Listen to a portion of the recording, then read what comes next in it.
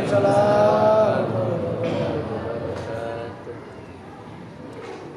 di atas menjawab anak, yang di luar, ayo kita jawab salam bersama-sama. Karena ada 3 yang kita panjatkan kepada Allah dari salam ini. Yang pertama, minta keselamatan dari kata assalamualaikum. Kedua, minta kasih sayang Allah dari kata rahmatullah. Yang ketiga, yaitu keberkahan dari kata wabarakatuh. Oleh karena itu, mari kita salam satu kali lagi. Mudah-mudahan kita mendapatkan keselamatan, mendapatkan kasih sayang Allah, dan mendapatkan keberkahan. Assalamualaikum warahmatullahi wabarakatuh.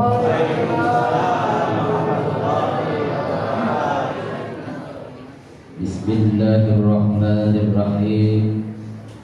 Alhamdulillahilladzi anzala al-Qur'ana hudan lil muttaqin walladzina hadana ila shiratin mustaqim.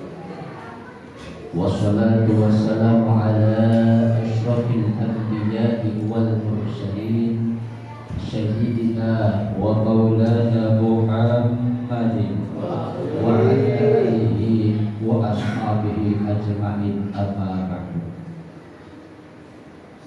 Syekhuna al-mukarram, para kiai, para ustaz, para ustaz yang saya hormati, mudah Allah menjaga, para pengurus masjid dari ketua DKM sampai jajarannya, para ustaz Tomo, kebetulan ini senior saya Pak. Jadi saya ini sebagai murid Ustaz Tomo yang semoga Allah muliakan, amin ya rabbal alamin. Para hadirin, para bapak, para ibu, para adik, pemuda, semuanya jamaah Masjid Al-Badru yang saya hormati, mudah-mudahan pertemuan kita ini mendapatkan keberkahan dari Allah Subhanahu wa taala. Amin ya rabbal alamin. Dari mulai berkah usahanya, amin. Berkah umurnya, amin. Berkah keluarganya, amin ya rabbal alamin. Pertama, puji syukur kita panjatkan kepada Allah yang Maha Kuasa yang telah memberikan berbanyak nikmat kepada kita semua, yaitu di antaranya yang utama iman, Islam, dan juga sehat, juga kesempatan. Yang mana dengan nikmat tersebut alhamdulillah kita bisa beraktivitas, yaitu melaksanakan ibadah. Mudah-mudahan langkah kaki kita di rumahnya masing-masing ke sini Allah lipat gandakan dengan pahala, amin ya Allah ya rabbal alamin. Salawat dan salam tetap kita curah limpahkan kepada baginda ala pemimpin umat, pemberi syafaat, pembawa rahmat, habibana wa nabiyana Muhammad sallallahu alaihi wasallam, beserta keluarganya, para sahabat, tabi'in dan tabi'atnya. Mudah-mudahan kita semua jamaah Masjid Al-Badru ini termasuk umatnya yang mendapatkan syafaat di hari kiamat, amin Allahumma amin ya rabbal alamin. Hadirin rahimakumullah, pada kesempatan kultum yang berbahagia ini saya akan membahas hanya 2 poin yang terkandung dalam surat Al-Isra yang berbunyi, inna hadzal qur'ana yahdi lillati aqwam wa yubashshirul mu'minin alladzina ya'maluna ash-shalihati anna lahum ajran kabira. Artinya, sesungguhnya Al-Quran ini memberikan petunjuk kepada jalan yang lurus dan memberikan kabar gembira kepada orang-orang yang soleh, tentu mereka lah yang akan mendapatkan pahala yang sangat besar. Hadirin rahimakumullah, salah satu rukun Islam, kita harus percaya dengan adanya kitabnya Allah Subhanahu wa Ta'ala. Diturunkannya Al-Quran ini untuk memberikan pedoman, memberikan arahan, memberikan petunjuk, sekaligus memberikan tuntunan bagi umat manusia. Diturunkannya Al-Quran ini tentu bukan tanpa sebab. Allah Subhanahu wa Ta'ala memiliki alasan mengapa manusia diberikan pedoman dalam hidupnya. Meski pada dasarnya manusia diberikan akal oleh Allah untuk berpikir, namun keterbatasan manusia untuk mengetahui segala sesuatu, inilah yang menjadi salah satu alasannya. Allah Subhanahu wa Ta'ala lebih mengetahui bahwasannya apabila manusia diberi kebebasan sepenuhnya, tanpa ada pedoman dalam hidupnya, tanpa ada arahan dalam hidupnya, maka yang terjadi adalah yaitu kekacauan, kerusakan di muka bumi ini.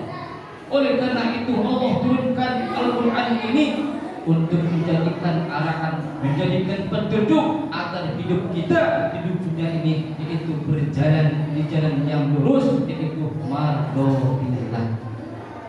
Karena dengan Al-Quran lah kita tahu mana yang hak dan mana yang batil. Dengan Al-Quran ini kita tahu mana yang halal dan mana yang haram. Dengan Al-Quran lah kita akan selamat dunia dan akhirat. Amin ya rabbal alamin.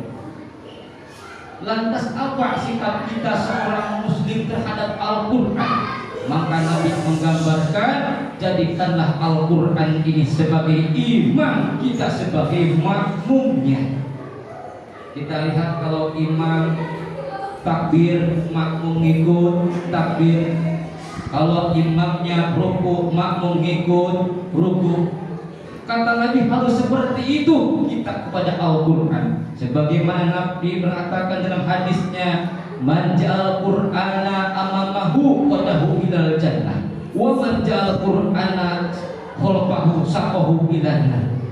Barang siapa orangnya yang menjadikan Al-Quran ini dalam hidupnya sebagai imam, maka ia akan masuk ke dalam surga. Tapi barang siapa orangnya yang menjadikan Al-Quran ini sebagai makmum, maka Al-Quran akan mendorong ke dalam neraka. Na'udzubillah. Ini pilihan tergantung kita.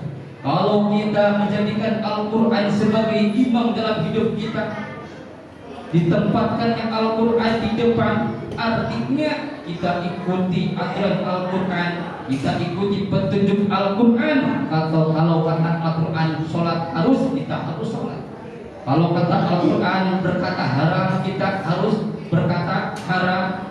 Begitu selanjutnya. Kalau seperti ini, maka yakin Al-Quran akan membawa kita kepada surganya Allah Subhanahu wa Ta'ala.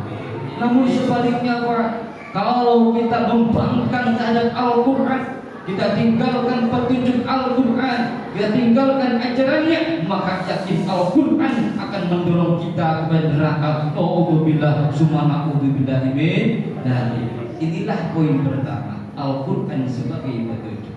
Yang kedua, wa yubashshirul mu'minina alladziina ya'maluna ash-shalihati anna lahum ajran kabira. Selain petunjuk, Al-Quran adalah memberikan kabar gembira kepada orang-orang yang beriman. Siapa orang yang beriman? Alladzina ya'maluna sholihat, yaitu orang-orang yang mengerjakan amal soleh, orang-orang yang rajin ibadah, rajin sholat, rajin sedekah, rajin baca Al-Quran. Orang seperti inilah yang Allah janjikan anna lahum ajran kabira. Mereka lah yang akan mendapatkan pahala yang sangat besar. Satu contoh amal yang gampang aja, membaca Al-Quran. Sangat bahagia orang yang bisa membaca Al-Quran, karena kata Nabi, man qara'a harfan min kitabillah falahu hasanatun bi asli amsalih. Membaca satu huruf Al-Quran ini mendapatkan satu pahala, dan satu pahala ini akan dibalas dengan 10 pahala. Jadi kalau kita baca Quran, misalkan Alif Lam Mim, itu kata Nabi, itu bukan 3 huruf. Di situ ada 3 huruf, bukan 1 huruf. Mana saja? Pertama alif, kedua lam, ketiga mim. 3 huruf. Alif kan 10 berapa? 30. Baru saja alif lam mim. Apalagi kita baca setiap hari 1 juz, 2 juz, bahkan hatamnya, masya Allah, berapa huruf yang kita baca. Artinya kita panen pahala dari bacaan Al-Quran ini, Pak. Oleh karena itu, mari kita gemar membaca Al-Quran. Apalagi dengan bacaan yang tartil, bacaannya dengan yang benar, baik makhraj hurufnya ataupun sifat-sifat hurufnya. Maka orang seperti inilah yang Nabi katakan al-mahiru bil Quran ma'asabaratil kirabil bararah. Orang yang pandai membaca Al-Quran, Allah akan kumpulkan bersama orang-orang yang mulia. Allah akan kumpulkan bersama orang-orang yang baik nanti di surganya Allah Subhanahu wa taala. Selain pahala Bapak, Al-Quran itu akan menjadikan penolong. Al-Quran akan memberikan syafaat kepada orang yang membacanya. Iqra'ul Quran fa innahu ya'ti yaumil qiyamah syafi'an li ashabi. Bacalah Al-Quran ini kata Nabi. Bacalah Al-Quran, karena seandainya Al-Quran menjadikan penolong, Al-Quran akan memberikan syafaat nanti di hari kiamat kepada orang yang membacanya. Masya Allah. Ayo kita gemar membaca Al-Quran. Jangan ada sampai 1 hari pun kita tidak membaca Al-Quran. Ayo membaca Al-Quran. Apalagi sekarang dan tua saya, Pak. Tapi kenapa saya ada jawaban tidak bisa baca Al-Quran? Kalau membaca Al-Quran itu kita harus niat belajar.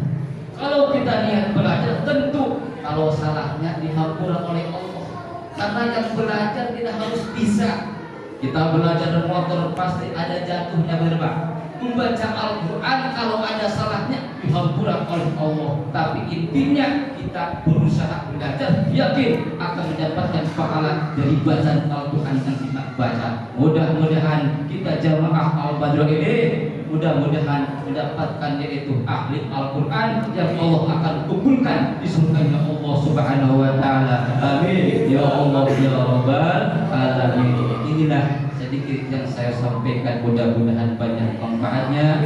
Terima kasih atas segala perhatian, mohon maaf atas segala kekurangannya. Terakhir, akhirul kalam, wassalamualaikum warahmatullahi wabarakatuh.